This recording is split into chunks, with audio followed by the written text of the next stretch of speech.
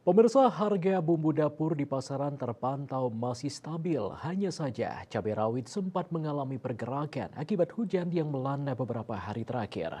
Demikian juga untuk tomat yang sebelumnya sempat melambung hingga Rp40.000 per kilogram sudah kembali normal, yakni Rp10.000 per kilogram. Hal tersebut diakui oleh salah seorang pedagang bumbu dapur di Pasar Badung, Niwayan Wandri, saat ditemui Jumat 5 Juli.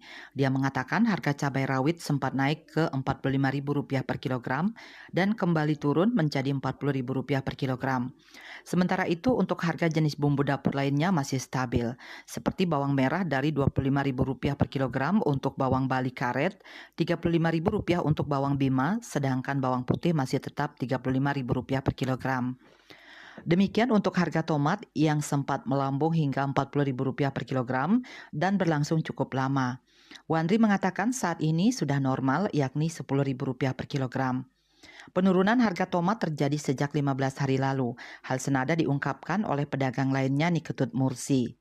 Dia mengatakan harga bumbu dapur cukup stabil.